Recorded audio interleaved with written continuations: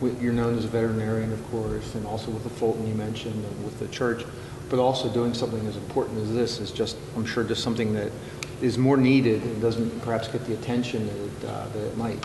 Right. I mean, the award's named in honor of the founder of the First Suburbs Project in Philadelphia. And he unfortunately died in his mid-30s. He was a very dynamic person that founded this group as a power organization rather than just an advocacy organization. And he had done, really tremendous things in his short lifetime, so it's an honor to get an award in his name. The award's given for the work that I had participated in with the First Suburbs Project and Building One Pennsylvania on getting a housing mobility project model program through with the Department of Housing and Urban Development. This is the first time they've done a program like this without being sued. And so it's quite a hallmark, although during our negotiations we had 3 attorneys at the table that had sued them and went to the Supreme Court and they won 3 different suits. So that's what really is defined by a power organization. We bring the hammer to the table and we're able to be listened to and accomplish things rather than just running ideas up the flagpole and hopefully somebody will carry them forth.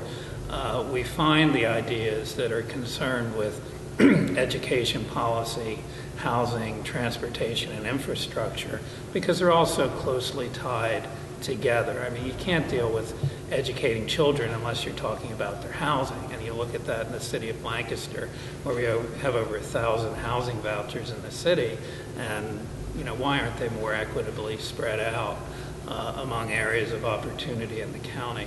So that's really what the program that I worked on, that the award comes from, is about.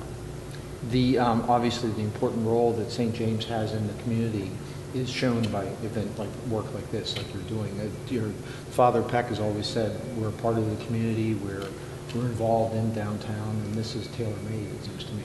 Right, it is. I mean, we're advocates through our Anchorage program, which is not only a feeding program, but the Anchorage served as housing the last 2 times when we've had floods, a year ago and now with Hurricane Sandy. We had 40 people from about 10 or 12 families staying in our parish house overnight while their homes were at risk. And so serving the needs of those without power and that need help is what the church is here to do. Going from helping the animals to helping the people, I guess that's too simplistic, but obviously growing need in this day and age is only going to continue.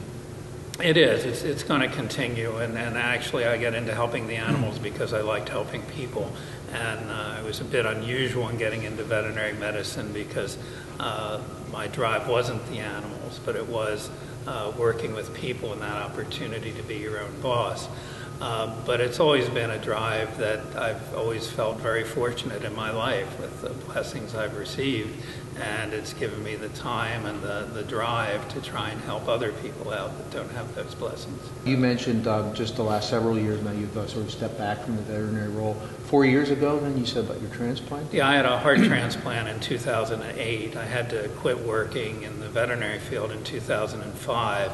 I had a familial cardiomyopathy and was gradually going through heart failure for 20-some years, and finally in 2005 it was too much to be able to work. I just couldn't think from lack of oxygen after a couple of hours on the job, so I had to step back from that, and then 3 years later got a heart transplant, and then had the recovery time from that, and since then I'm a disabled veterinarian because of the risk of infection, and I've been able to become the Minister of Giving here at St. James because I've done a lot of development work and church-related fundraising and education and proper stewardship growth. Reading your bio that you had a desire to help, it seems like from an early age.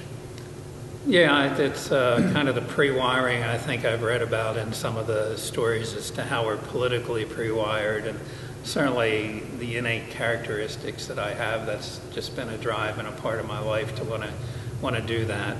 And Gallup has some interesting measures of one's characteristics, and I'm a maximizer, achiever, a learner, ideation, and something else. So the achiever thing is, yeah, I've got something accomplished. Well, now it's the next day. Now what am I going to get done?